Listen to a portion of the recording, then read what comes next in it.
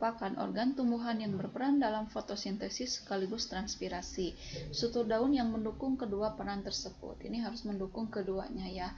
Kalau dilihat dari luas permukaan daun ya, luas permukaan daun. Semakin luas permukaan daun, maka akan sama ya, akan sama banyak dengan jumlah stomata.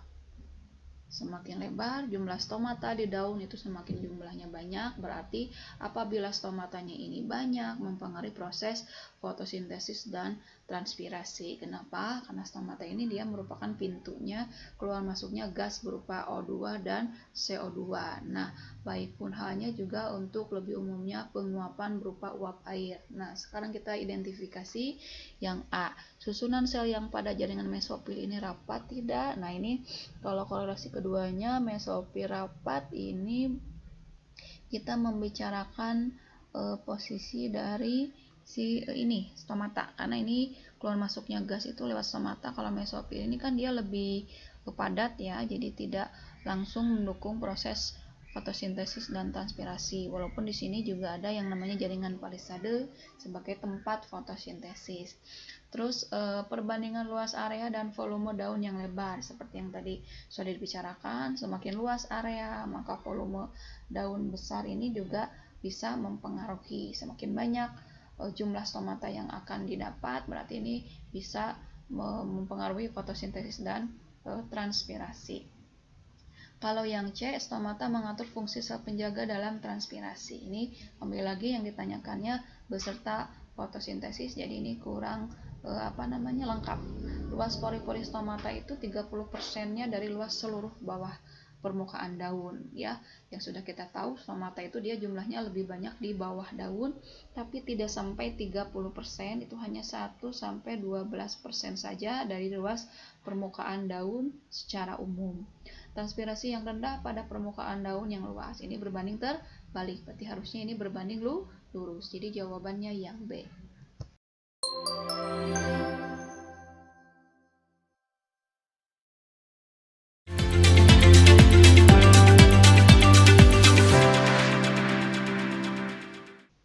Tumbuhan teh sering dipangkas pucuknya untuk meningkatkan jumlah percabangan dan jumlah daun muda yang terbentuk.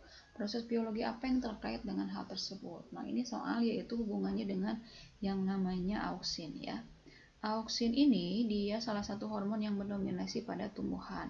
Salah satunya dia tugasnya itu untuk memacu dominansi apikal. Di mana dominansi apikal ini berarti auksin ini dia akan berada banyak ya, konsentrasinya tinggi pada ujung batang, ujung daun ya, ujung buah. Nah, apabila kita pangkas misalnya ini, nah ini misalnya ujung batang. Apabila si auksin ini dia diamnya di banyaknya konsentrasinya di ujung karena dia lebih dominan di sini. Apabila kita cut, apa yang akan terjadi selanjutnya? Kalau untuk golongan dikotil, jika ujung pucuk daunnya dipotong, ini maka akan selanjutnya proses yang pemotongan ini dia akan auksin akan berpindah alur, bisa ke bawah atau ke samping ya. Nah, biasanya lebih dominan ini ke arah samping. Jadi ini nanti dia akan muncul percabangan. Nah, berarti ini yang di atas pucuk ini berarti dia minus, tidak ada proses pertumbuhan yang tinggi, malah ini akan tumbuh ke samping. Ya, ini jadi lebih pertumbuhannya sangat cepat. Nah, kenapa bisa seperti itu? Yaitu tadi auksin dia senangnya di ujung, tapi karena dipotong berarti ini sama dengan menghambat yang namanya dominansi apikal. Jadi kebalikannya, dia senang di atasnya dipotong, jadi dia berpindah jalur ya, percabangan kalau untuk lebih spesifik ke dikotil. Nah, berarti ini ada hubungannya dengan yang namanya meristem. Meristem itu kan berarti jaringan yang aktif membelah ya, karena kalau lihat dari karakter meristem ada yang ke atas namanya apikal ya, ada apikal, ada yang namanya jaringan ke samping yaitu lateral. Nah, berarti untuk apikalnya ini dipotong, maka ini akan dipacunya yang meningkatnya yaitu lateral. Jadi jawabannya C. Menekan pertumbuhan meristem apikal dan menghambat pertumbuhan meristem lateral. Ini seperti aplikasi pada teknik bonsai. Jadi jawabannya yang C.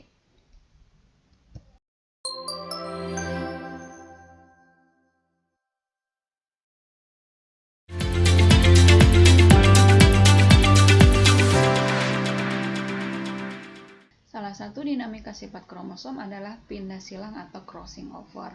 Manakah pembelahan meiosis? Ya, adalah pada pembelahan meiosis. Manakah pernyataan berikut yang tepat berkaitan dengan crossing over? Crossing over itu khas banget, yaitu di tahapan yang namanya meiosis. Meiosis 1. Meiosis 1 yaitu tepatnya di tahapan profase, ya. Profase 1 yaitu lebih detailnya ke yang namanya lezipadidia. Di proses lezipadidia ini terjadi yang namanya pertukaran gen dalam kromosom yang homolog. Kromosom homolog ini yaitu kromosom yang memiliki sifat bentuk ukuran tugas yang sama, ya. Dalam proses crossing over ini yaitu adanya terjadi proses pertukaran pada kromosom-kromosom yang sejenis tapi berbeda gen. Misalnya begini, ini ada satu buah kromosom homolog, ya. Nah, kromosom homolog ini berarti kan memiliki ukuran bentuk yang sama. Nah, ini misalnya gen-gennya dalam satu lengan kromosom kan ini gennya banyak. Nah, apabila lengan kromosom ini saling berdekatan dan memiliki bentuk ukuran yang sama, mereka akan mengalami proses pertukaran gen. Nah, pertukaran gen di sini berarti ini bisa gen mana saja yang bisa bertukar asalkan satu letak yang berdekatan.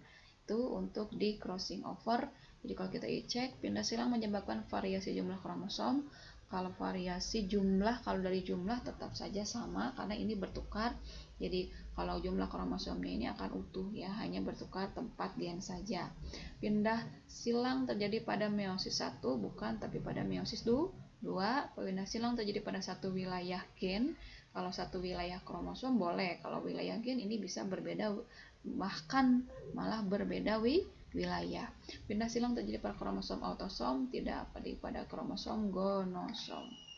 Karena kromosom ini yang akan meneruskan sifat yang bervariatif pada anaknya. Pindah silang melibatkan kromosom homologi. Iya, itu khas yang terkenal dari crossing over, yaitu di meiosis 1. Jadi jawabannya yang E.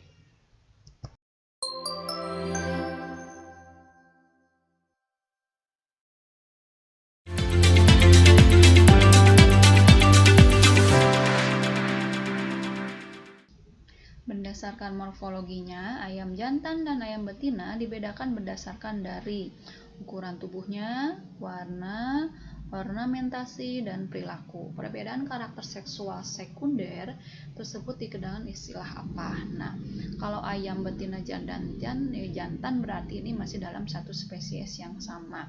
Cuma lihat dari secara gender, ya. Kalau untuk heterozigot kan ini tidak membicarakan gennya gitu, ya, tidak lagi secara fenotip. Kalau ini sudah secara fenotip. Kalau morfogenesis yaitu proses perubahan bentuk luar.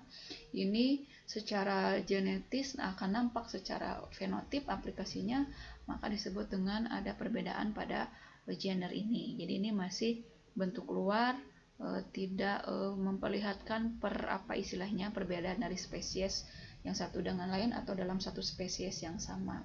Kalau sex linked ini disebut dengan pautan seks. Kalau pautan seks di sini berarti ini hanya membicarakan tentang adanya proses, istilahnya itu gen yang menyisip. Jadi gen yang akan terus nempel dari keturunan satu ke keturunan selanjutnya pada kromosom seks yang akan menyebabkan hanya pada salah satu gender saja, ya, pada salah satu gender, di betina saja atau di jantan saja. Jadi ini kurang tepat. Kalau dimorfisme, di itu dua, morfis itu bentuk luar. Jadi ada dua bentuk luar, ya, ada perbedaan bentuk luar dari spesies sama, ya, dari spesies yang sama. Nah, ini Perbedaannya itu dilihat dari jantannya bagaimana, betinanya bagaimana. Salah satunya pada bentuk kelompok aves atau unggas-unggasan. Jadi ini yang dimorfisme. Untuk variasi intraspesies, intra itu berarti artinya yang adanya dari perbedaan spesies. Berarti ini boleh kita sebut variasi ya. Boleh kita sebut variasi antar satu genus. Jadi ini spesies beda, tapi kekerabatannya bisa kita bilang sama ya. Oke, terima kasih.